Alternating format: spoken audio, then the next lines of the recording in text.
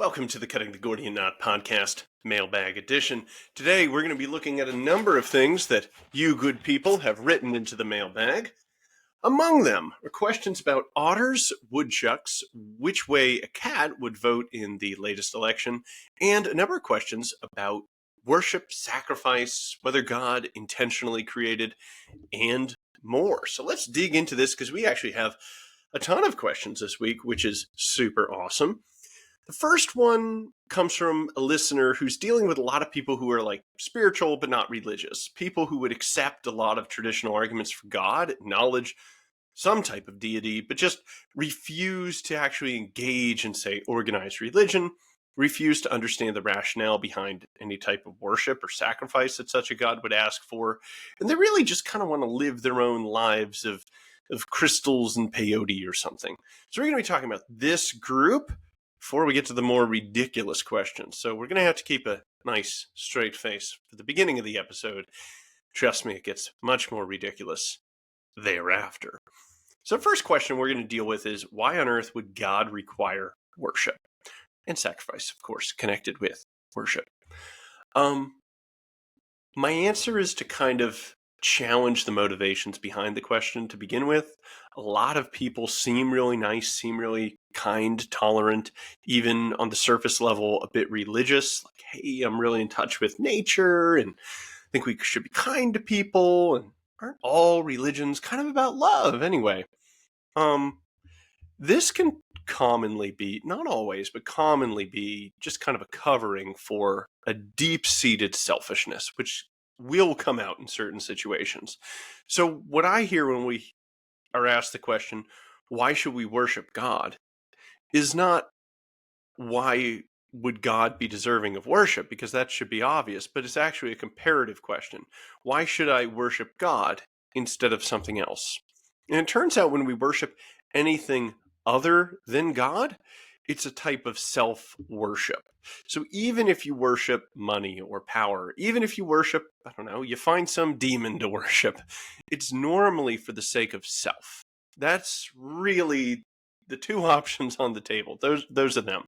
Either the worship of self, and you can employ means like wealth, power, pleasure, honor, or the worship of God, recognizing Him as the highest good. So oftentimes this isn't a question that needs to be answered. It's actually just a symptom of a heart that needs to be changed, that somebody needs to move out of a place of selfishness and into a love of the ultimate other, God Himself. Because the question, in a sense, barely needs to be asked. What is worship? It's assigning worth to something. So what should be the thing of highest worth, the highest worship? Well, the cause of all goodness, the cause of all being, the cause of all truth, the one who is all powerful, all knowing, all good, who is love, who created us out of love for our own sakes, because He could not be made better by any act of creation or any act at all, being entirely perfect and complete in Himself. So who should be worshipped? That God, obviously. Well, what about me? Should I worship myself? No, you're just not as good as God. That's a perennial temptation for ourselves to be in the place of God. But that's absolute nonsense, because you are not worth more than God. Therefore, you should not be worshipped or worshipped more than God. And to kind of put a practical spin on this, whenever we put in the highest place something which ought not be there, things just go wrong very quickly. Imagine you did that at work. Imagine a company did that. Let's take a McDonald's. What if instead of putting customer service or the making of food as their sunum bonum, as their highest good, as what they assign the most worth to, what if instead they did cleaning the floors? Something that's important, but they just shut out the customers because they didn't care about giving them food or taking their money or giving them customer service. They only cared about how clean the floors were. Clearly, that operation would fail. Or if in a friendship, instead of putting your friend and your relationship and your friendship in the place of the highest worth, you put, I don't know, just drinking the coffee that you met to enjoy as that. And you just stare into your cup and just go, the aroma's on this one, and ignore your friend. What's going to happen to your friendship? What's going to fall apart? So we need something in the place of highest worth, and that actually directs every good underneath in a properly ordered hierarchy so that we can arrange our life and arrange it in a way that actually causes us, others, creation at large to flourish. So why does God want worship? Because he is the thing of highest worth and the cause of anything having worth at all.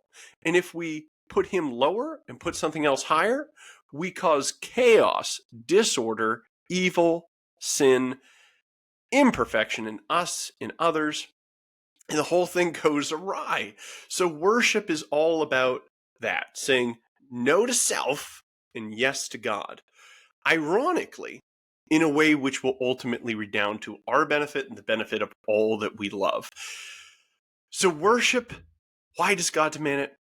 Because it reflects truth, because it's good, because it causes all of his creatures to flourish, and because he is worthy of worship, being, God.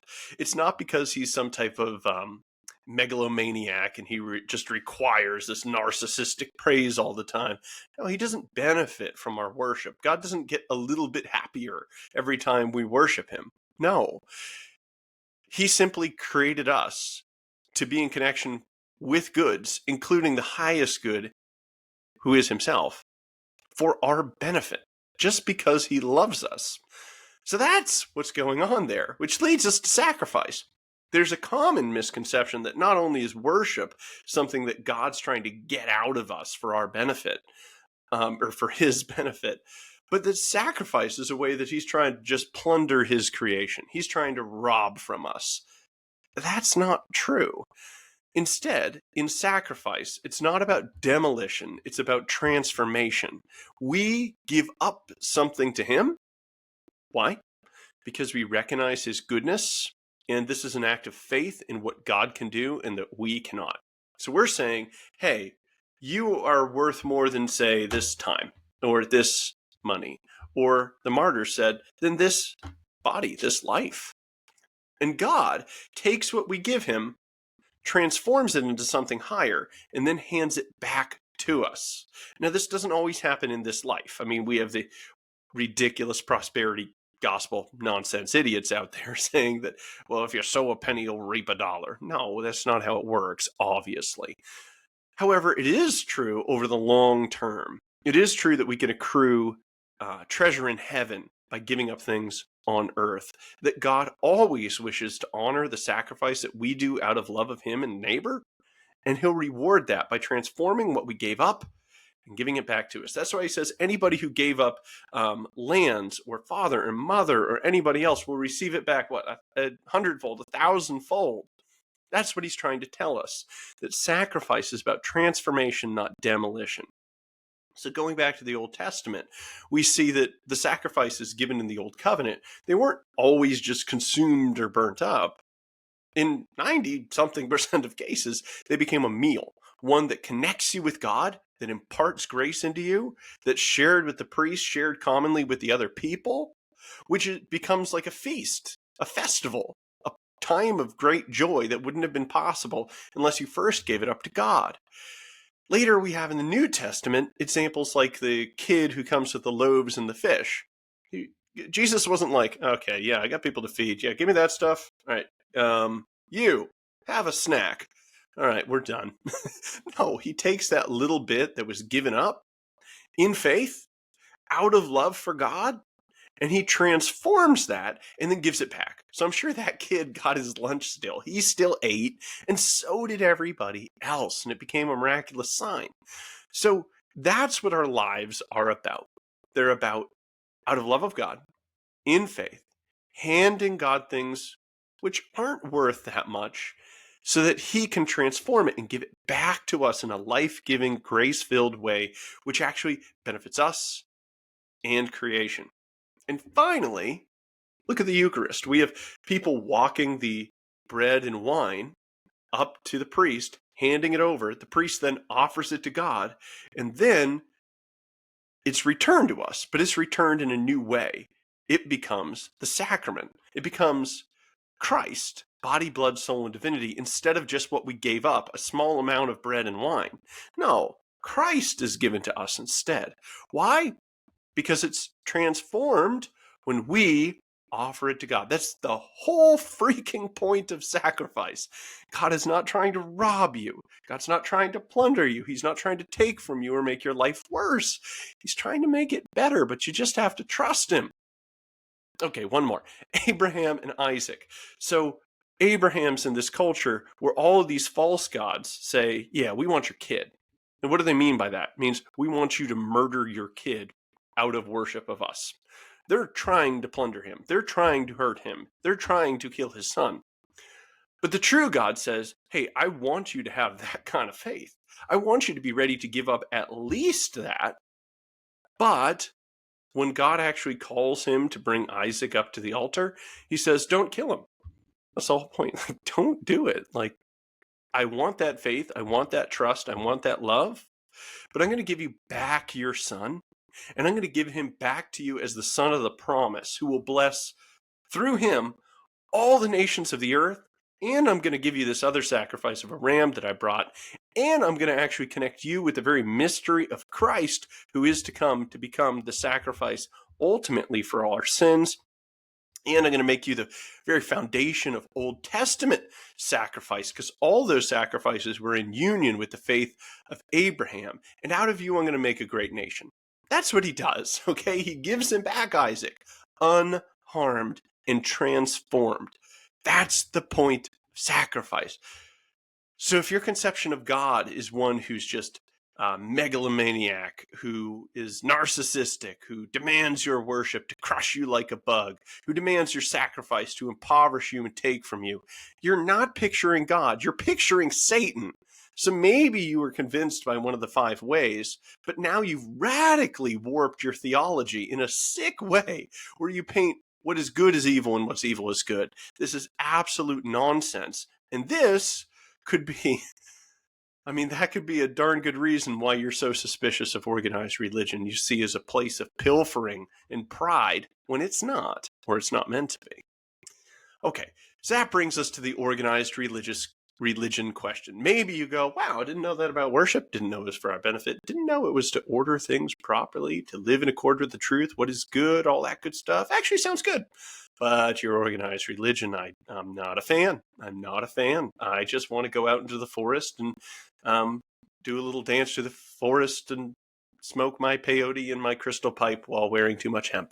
Because I'm spiritual, not religious. And this seems too religious. Why does religion need to seem like, why does it need to look a certain way, right? Well, I got a few things. One, let's kind of go behind the question. If you think that all religions are simply organized by human efforts and that all religions are of human origin and not divine, then yeah, to hell with it all, right? Like, make up your own thing. Maybe it's just as good as other people's thing. Or maybe they did okay and there's a few things to learn, but you're not under any obligation to be part of it. But wait a minute. If we do affirm that there is God, as many people do who are spiritual, and if we understand that he actually acts for our good, that he loved us into existence, and that he created us as a religious people, well, I don't think it's too much of a jump to say maybe there's a religion, which literally means to reconnect to. Maybe there's a way for us to connect to him that's really advantageous to us, right? So if you think that everything's just of human origin, yeah, I get it. It's who cares? But if you think that some religions, or a religion, is of divine origin, well, doesn't that change the game? Doesn't that mean that it's so much more than whatever is subject to your own private criticism or judgment?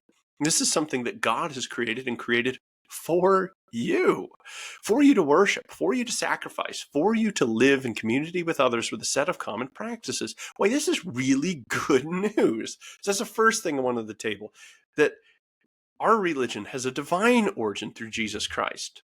Therefore, it's not just something which we should be judging. It's something which stands in judgment of us. The second thing is, I might just reject a premise here that, well, why does religion have to look a certain way? Well, religion is more than just, okay, we did a set of liturgical acts on 1 or 2 days a week. No, it's also a life that we live. Christ offered not just a set of liturgical actions or the reading of a certain book, he offered a complete and whole human life. That's what religion is. Proper religion is following in the footsteps of Christ in offering a full and complete human life. So if that's what religion is, and sure, it's going to include liturgy and worship, it's going to include prayer and practices, yes, all of this, but do the lives look the same? No, not in the least. There are saints who were kings, princes, princesses, popes, bishops, very important people. And there's also plenty of saints who were peasants and paupers and slaves and servants. These are very different lives.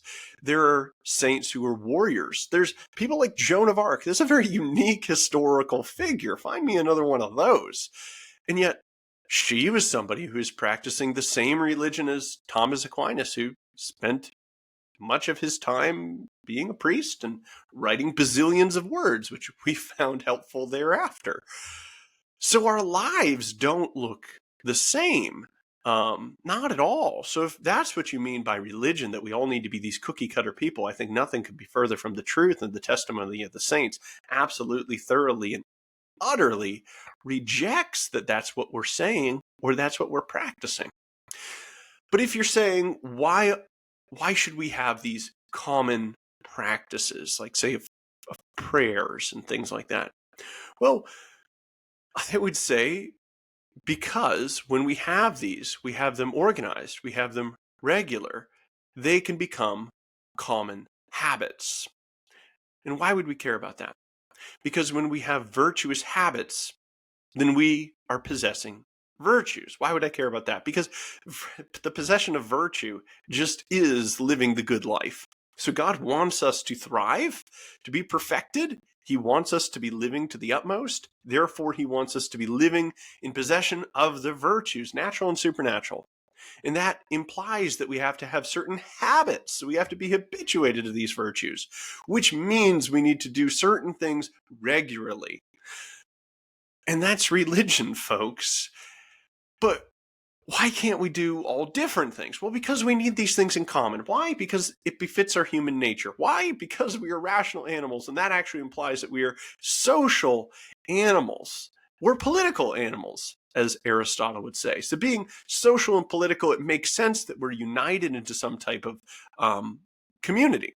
And this community would have regular practices because we're trying to arrive at these regular habits and thus virtues. Ergo, God has given to us, because we are these types of creatures, a place where we can be joined into communion with one another, to help one another, to have an organized, regular set of practices, to arrive at true things and to practice good things and to be perfected. Again, organized religion is for our good. If it's just of human origin, screw it. But if it's of divine origin, then who on earth would know what is best for us other than our creator? So I think we should probably trust him. Now, you might doubt the divine origins of our religion, but that's another podcast. And I would invite people who have this type of critique to go and investigate the origins of each religion and say, is this of human origin or is this divine? Okay, the last, I think, 2 more in the series of questions is, okay. We got the 5 ways. We have God. Why do we think that there was an intentional creation? And this is a common objection, because if God did create and create us intentionally, well then, we are religious creatures. We do tend to certain ends. This really supports the idea of, say, a church, a religion, a people, and practices. But if it was an unintentional an unintentional creation. If God sneezed and the universe came into being, then maybe we can have God but have utter relativity. Maybe we could have God without binding moral laws. Maybe we could have God but not be bound to all of these things that apparently we're bound to. I don't think that's possible. So really we have three options here. One is that the universe was intentional. Two, that it was entirely an accident. And three, that it was entirely determined. So here's my argument for why it was intentional. Because given divine simplicity, which I believe we can arrive at through each one of Aquinas' 5 ways, well, God's power, that power which created the universe, is his intellect, is his will. Ergo, it is proper to say that it is through his will that he created all things. Sure. Is that not intentional, folks? Yes, it is. So given the fact that God has every actuality, including the actualities of will and intellect, and over and above, we say this only in an analogous way because he goes over and above what we could possibly imagine or define. But given that he has these things and he's entirely simple, no parts, not even metaphysical parts, then I actually fail to see how we can get anything other than a reasoned, intentional creation. And then if we look at the other possibilities, we have unintentional, right? God sneezed and then the universe was created. But of course, God can't sneeze. There's no change in God whatsoever. So what are we even saying when we're saying it's an accident? We're saying that there's a cause which caused God to do something. That's metaphysically impossible. There's no potentiality in God, and there's no cause apart from him that derives its causality from anything other than God. Everything which has actuality derives it from he who is pure act. So I don't even know how to conceptualize something which could cause God to accidentally create. This seems like nonsense. Now, if we're simply saying, well, God would then, whatever, create something, and then that thing would then create something further, I mean, maybe that's better, but now we've put the intentional creation in the original thing, and it seems like in whatever way that was defined and directed, it's aimed at creating our universe. So I'm not sure that it's an accident. It's like if God made a machine to make, I don't know, rubber duckies, we go, no, he didn't intend the rubber duckies. They're an accident. I mean, sure, he made a machine intentionally that creates rubber duckies, but he didn't mean to create the rubber ducks. No. It seems kind of on its face ridiculous. So I don't know any really coherent way to define what it would mean to have an unintentional creation by a God with intellect, will, and all power who's divinely simple. I maybe somebody could come up with some type of theory. I don't see it. Given divine simplicity, I think it just clears that off the table. Which leaves us with something more rational, which is that this is simply a necessary creation. The big problem with that, and we can't get into all of them, but I'd say the big problem with that is that if it's just necessary, then, well, it should have always been. But it doesn't seem to have always been. We know this scientifically. It seems to have begun to exist. And I think philosophically, we have some good reasons, so I'm not entirely sold on the idea we can prove a finite past. I do think that there's good reasons to believe that a finite past could not exist. So anything that begins to exist is by definition not necessary. Therefore, creation can't be necessary. So if it's not necessary, then I think ruling out the option that God sneezed and created the universe, the best answer, the one which is in line with what we know of God, is that this was an intentional creation, which I believe it was. Which leaves us with our very last question for the relativists, the hemp wearers, and the crystal purveyors, and that is, how on earth does creation of, say, us, incentivize any type of response of gratitude and love? Which obviously is not the person asking this question who's really having this trouble. They want to know how to explain this to somebody who takes this perspective. And again, I'm going to take a step back and say this is less of a answer the question and it's more of a change the heart question. if you understand God to be He who gives all things truth and goodness, He who lent everything its existence and continues to do so and upholding it in being, the one who loved you into being, not being able to gain anything from your creation simply as an act of pure unbridled generosity. If you see that everything you could possibly love, yourself included, is actually generated by and given goodness by God, then the question, why should I be grateful for that? Well, why the heck should you be grateful for anything, right? You can't be grateful for anything without being grateful to God because He's the source of all things. So to me, this is an utter rejection of gratitude, love, and responsiveness to goodness writ large. This is an entire collapsing and caving in on oneself and like a profound and like unbelievable act of selfishness. So this is a heart problem when somebody says, why should I be grateful for God who created me? Because that's a precondition for everything you ever loved being loved, your existence. So that's why, because we're to love good things, and God is the cause and maximum of all goodness. Therefore, He is the subject of greatest love. That's why. Because I assume you love yourself, and God is so much greater. And He's the cause of all goodness you find in yourself. So that. And then there's the thought experiment of, well, how grateful am I for my own existence? You could piece it out. What would I give in order to not lose my thumbs, my index finger, my foot, my ability to feel pain, my ability to taste things which are salty, my ability to imagine things or see or count or spell or love, or you name any power that you have, any peace that you have, and imagine what you would do to save that peace, what you would pay to not lose that peace. Now add that all together, and you're getting a small idea of the value that you were given when God granted you existence. I mean, I can't even, it's incalculable. There's nothing greater than He can give a creature than its existence, right? So that's why you should be grateful to God. If you're to be grateful for anything from anyone or anything, then you ought to be grateful for God as the cause of all goodness. Alrighty, which gets us into really probably the most pressing and urgent question, and that is, given the sum of J.D. Vance's comments regarding cats, which way would a cat most likely vote? First answer is, I don't know, but I'm told that there are people who would know because there's a county near me where they're putting litter boxes in classrooms. And I know somebody who's actually involved in this controversy so that kids who identify as cats can use a litter box.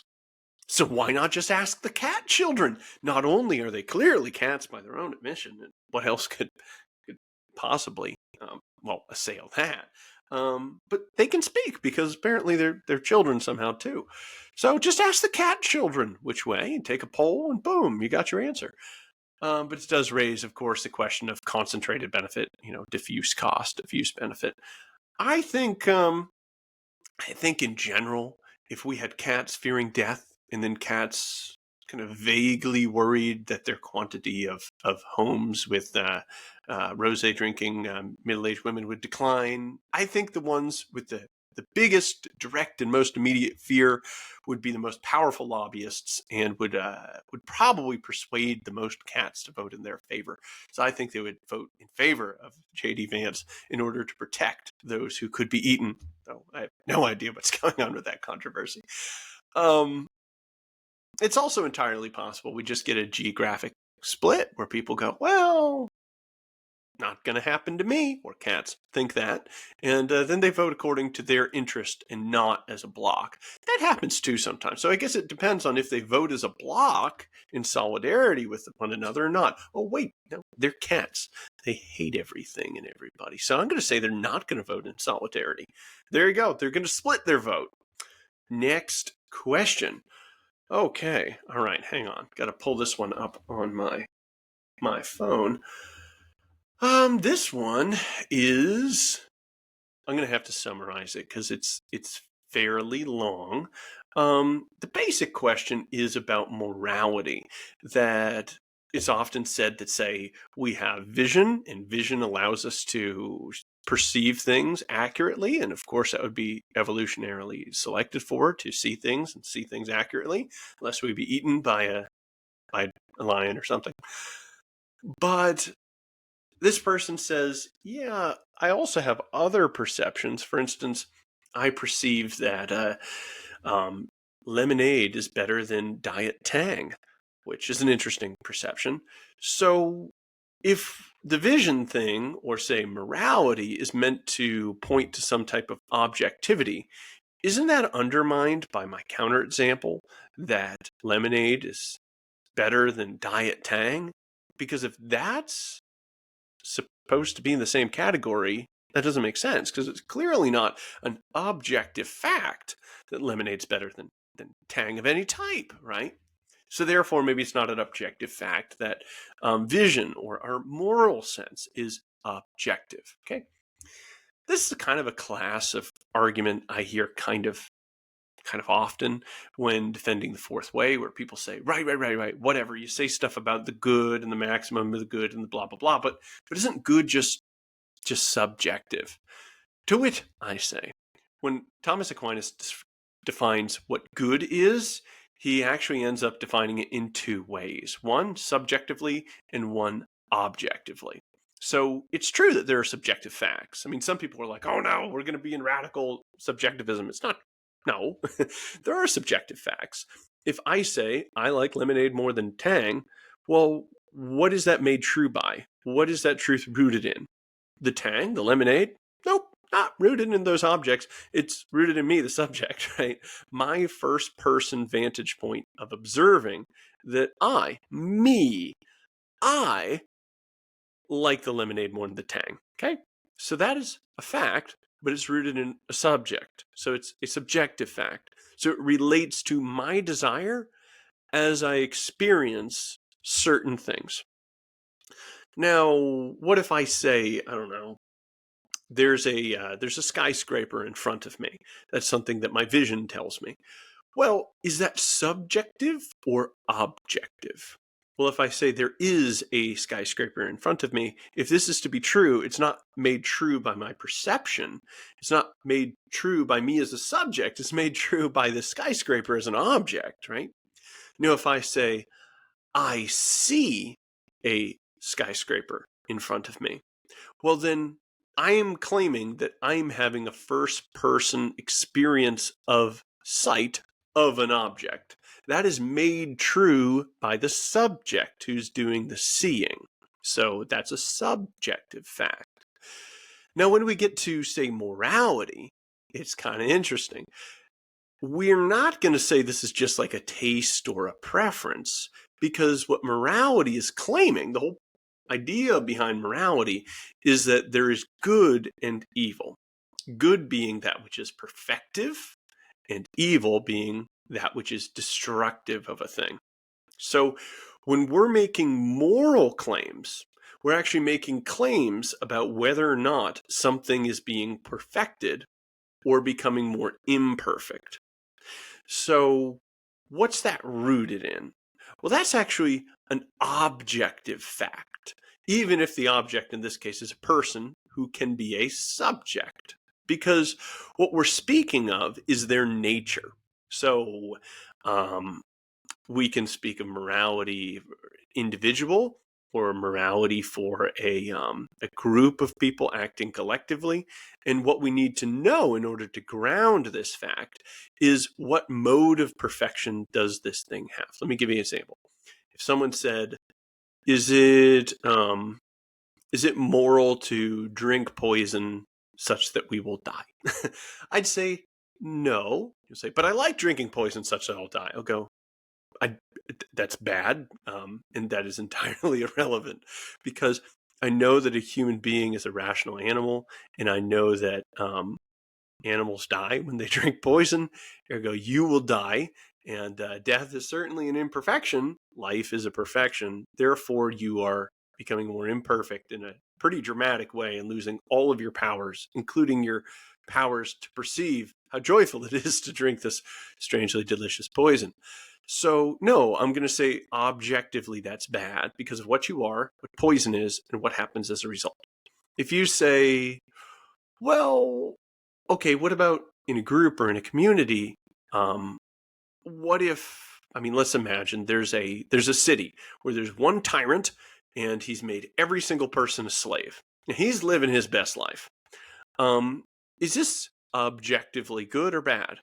I'd say that's objectively bad because we know that a polis ought to be a dense interconnection of friendships whereby people love one another, they love all the created goods on offer, and ultimately they can join together in the love of the greatest of all common goods, God himself. So because I know, or at least I think I know, what a political community is, I know that that's a disordered one and it leads to, and just as an example of, rampant and unbelievable imperfection.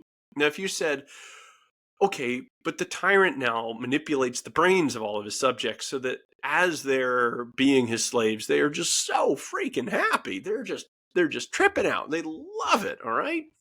What do you think about that? I mean, everybody's happy. Everybody is consenting. Everybody likes this whole arrangement. So everybody's subjective sense is one that this is desirable. Therefore, is it good? Because come on, isn't good that which man desires? Well, it's good in that they possess what they desire and they're able to enjoy a delight. That's good. But it is bad in that that delight is imperfective of themselves, their neighbor, their community, and destructive of the common good. So we would make an objective claim that even if everybody is quite happy in this arrangement, well, it doesn't matter. It's woefully immoral. So there you go. I hope that answers that question. We're looking at how things are grounded in the object or grounded in the subject, and we're keeping an eye tracking the perfections, okay? Which brings us to our next question. Okay, alrighty. So, this one's the promised one about woodchucks.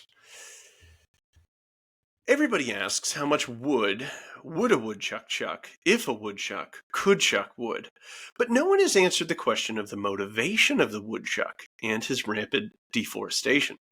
So if a woodchuck could chuck as much as he could chuck, why would the woodchuck deforest and destruct if a woodchuck could chuck wood?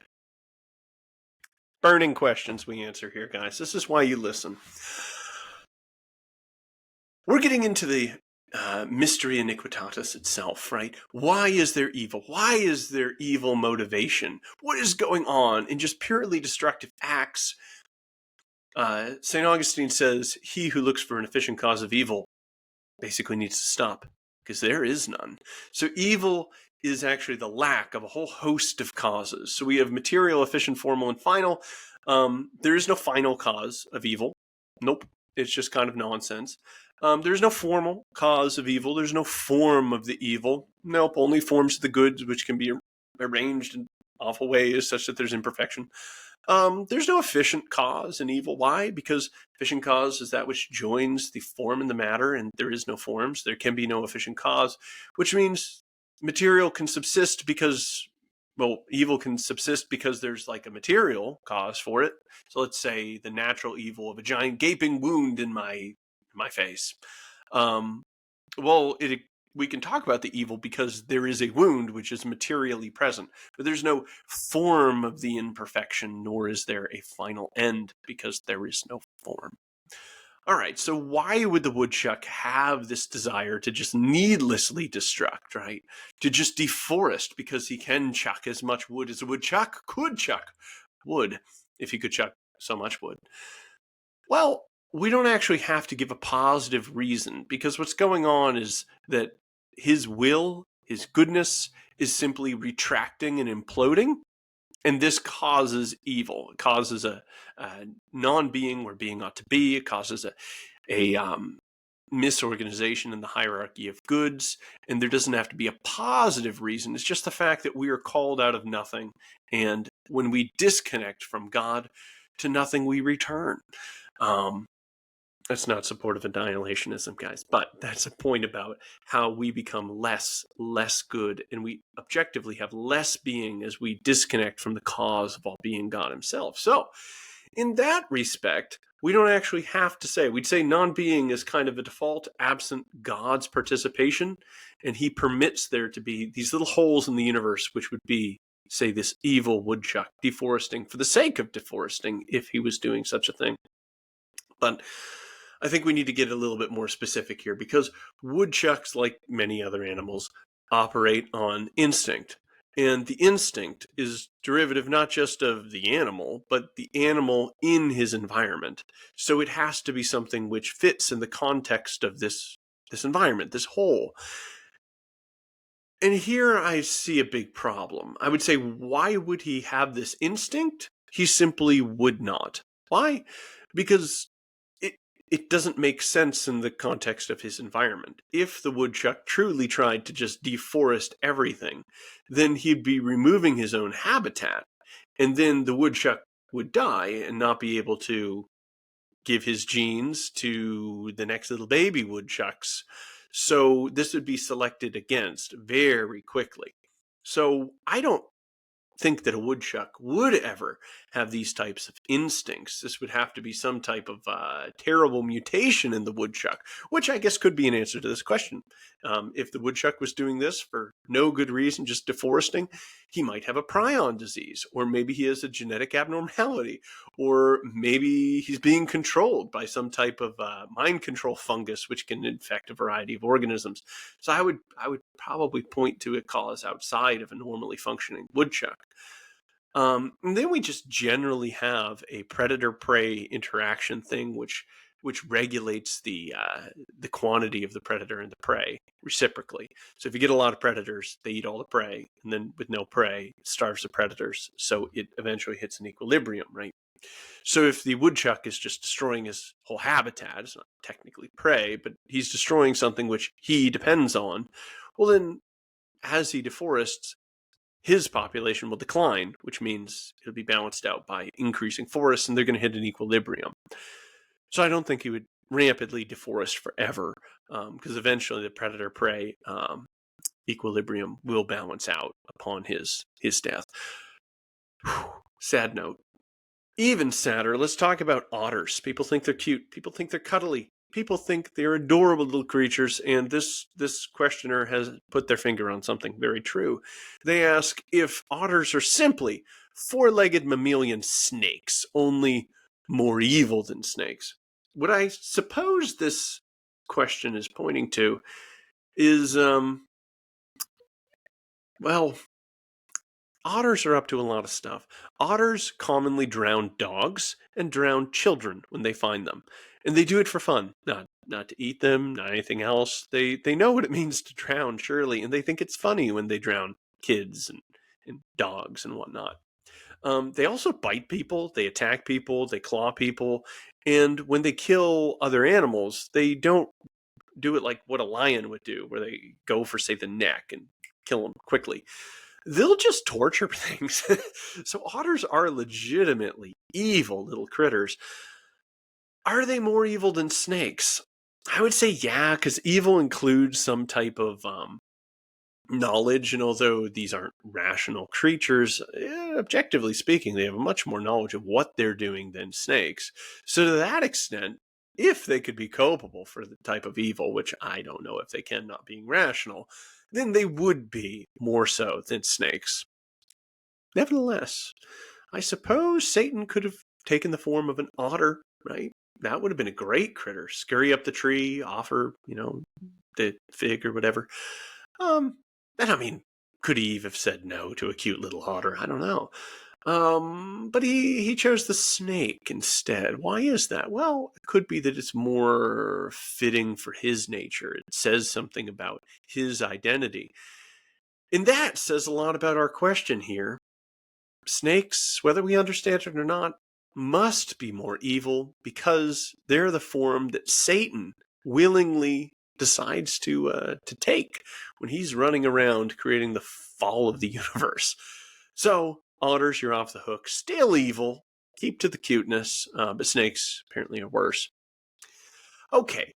Got a question about conservation and preservation in pricing. So clearly we have like the woodlands of the woodchuck are of value, but they're not always priced to reflect that. So what do we do with conservation and preservation efforts? Well, here I'm going to say that we are going to have competing priorities. Some people are going to want to log that area. Some people are going to want to hunt that area. Other people are just going to want to sit and have that warm glow of knowing that somewhere a woodchuck is free to roam. So we have competing priorities for this land, and I don't think it's right to use uh, force to just push our priorities on other people in a way which deprives them of what they would like. I I mean, unless their priorities are evil, we shouldn't be doing that.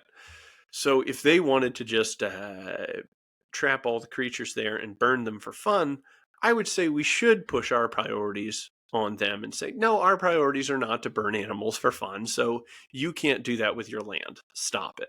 And we could do that by force of law. However, um, harvesting timber is a good thing. There's nothing wrong with that. I suppose you could imagine a wrong way to do it, maybe, but this is good, right? And it's also good to preserve land. So we're not in a situation where I think we should just flex our political or legal or military might to stop this person. Instead, we have to see how our priorities balance out in comparison to all others. Enter the market. I think those who wish for the land to be preserved ought to pay whoever has a legal right of ownership to that land for its preservation. Say, hey, I would like to buy this. I know you could get money from timber, but I would like to buy it to make it a nature preserve. And if they purchase that legitimately and freely in the market, then cool, it's a preserve now. And it's going to approximate the value of the timber and the cash flows from that going on to the future, minus maybe the owner's desire to preserve it. They may willingly take a lower price and basically be making a contribution towards the purchase of that land by discounting it accordingly. And that's fine too. So I think in the case of conservation and preservation, we need to have people put their money where their mouth is and not just demand that other people give up what is good just because of their priorities. And I don't like that we use all these legal means. So if you want to preserve a place, purchase it, preserve it, and good on ya. And maybe we could even have organizations to do this so that we do it wisely. Or maybe, if the government was good at anything, it could do this for our benefit in the form of, say, a park or something. That can be legitimate, but I still believe it needs to be subject to the market price. I don't think we should just be stealing from people in order to support our priorities over their priorities. I don't think that's right. So that's my answer. We need to view it as an asset which can be purchased, and then we need to respect property rights, not just trample on them. That leads us to our next question about what is the information expressed in an increase in price for something like a work of art?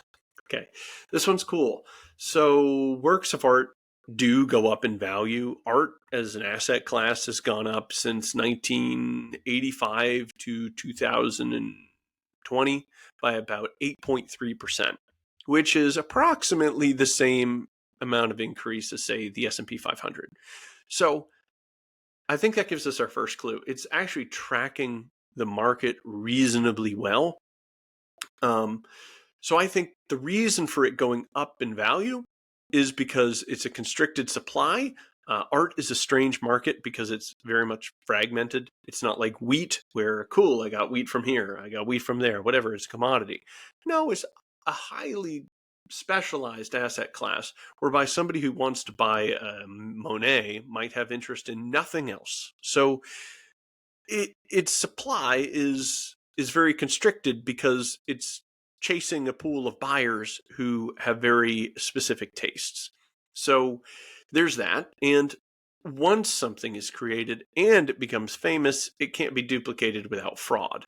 So once you have the Mona Lisa, there's only one of them. So the supply is fixed and it's fragmented into different groups of buyers, whereby it doesn't always compete so specifically. So just because it's art doesn't mean it's necessarily in price competition. And then there's the demand. Now, one reason why it seems to rise in price is simply because it doesn't cost that much to like maintain and own the art. You just kind of hang it on the wall. Maybe you have to put it in something to preserve it, depending on the art. So if person one says, I wouldn't buy it for $1 million, but I'd buy it for 900,000, and then whoa, it's for sale for 900, so they're going to buy it at 900. So if somebody comes to them, barring say they're going bankrupt, they have a liquidity problem or something, and says, "Hey, I'll give you 850," they'll go, "No, I proved that I wanted it for 900, so I'm not going to take less than 900. You're going to have to offer me more than 900, otherwise I wouldn't have bought it." So it kind of can ratchet this up, and because there's not like a cost, an ongoing cost, which is discounting the value. It's not like you have to be paying taxes on the fact that you once bought the Mona Lisa till the end of time, unless you're in some awful place where there's a wealth tax. Yeah, so it kind of ratchets up. So you're only going to sell if somebody offers you 901 or 950 or something. And then that next person's in the same situation. So it can create kind of a ratcheting effect, right? Unless somebody has to sell it or really wants to sell it to raise some cash. But typically the people who are buying expensive pieces of art have a lot of excess money, so they're probably not going to be in that type of pinch. Ergo, restricted supply kind of ratchets it up. Another reason why people purchase this is it can be very advantageous tax-wise. So you can write this off as a business expense. And also, after a year or two, I think, of owning art, if you sell it, you can choose the tax treatment, which is pretty cool, right? You can decide if it's a capital gain. You can classify it in like as like income. You could classify it as some other types of tax treatments. So let's say you only have big capital gains that year and you have virtually no income. Cool. Sell your piece of art, claim income, and then you might do better. Or other times you're a really high income earner from different things, and you haven't had any big capital gains that year, or you just harvested some capital losses. Oh, you might want to sell your art then. So you can kind of pick and choose your tax treatment, which is pretty unique. I don't really know too many asset classes which are like that.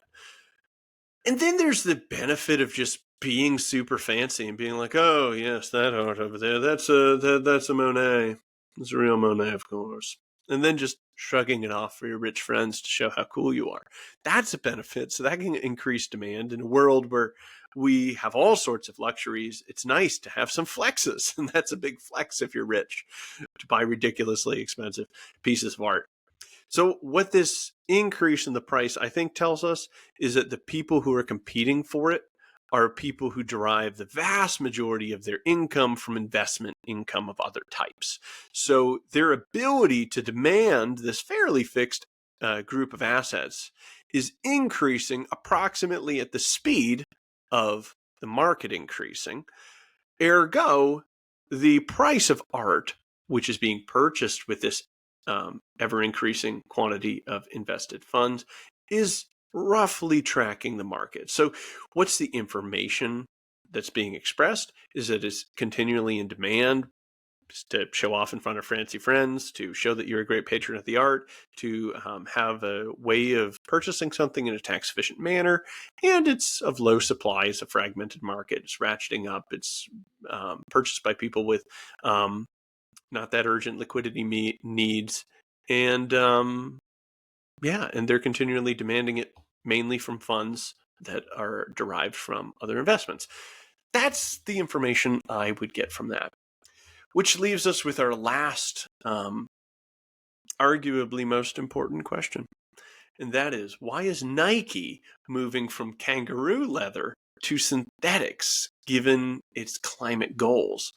First answer I would probably say is tanning is highly regulated and involves a host of wild chemicals. In fact, in most areas, all the fun stuff's banned. So you've heard of Italian leather, for instance. It's not because Italian cows are like naturally more supple. No, it's because they get to use all of these crazy chemicals which are banned elsewhere. And because they have this history of tanning leather and this history of having Italian leather being the best, they really wanted to preserve that economic competitiveness, so they can use chemicals which are banned elsewhere. So in general, the tanning process is very, very highly regulated. And if they're looking at climate goals and maybe they're worried about other types of pollution and things, they might be looking at tanning and going, ooh, yeah, I don't know, man. That might not be environmentally friendly. You might be better off just using some type of synthetic material. The other thing is, I don't know about the price.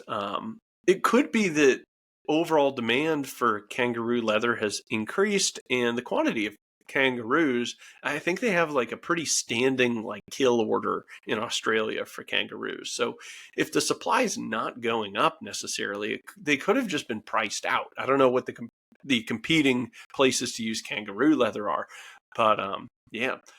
My running shoes, weirdly enough, I'm looking at them. They advertise at least that they use 9.9 kilograms of carbon in their carbon footprint. Yeah, good job on the pun, guys.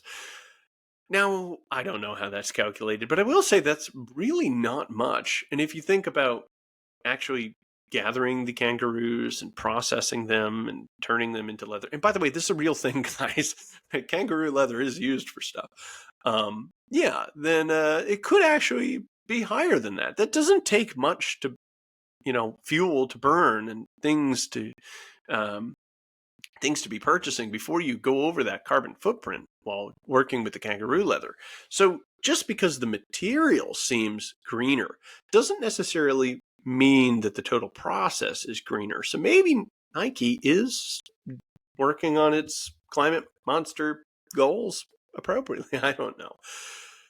However, there is something much more important going on here, and that is the utter ineptitude of Nike in not capitalizing on this incredible marketing opportunity.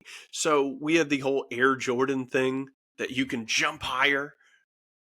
Why did they not advertise that you can jump higher because your shoe is made out of a kangaroo? I mean, just imagine that ad, right? You have kangaroos wearing Nikes and they're just bouncing over all sorts of stuff. They're playing basketball, they're beating people in track and field, and then it kind of morphs into a person.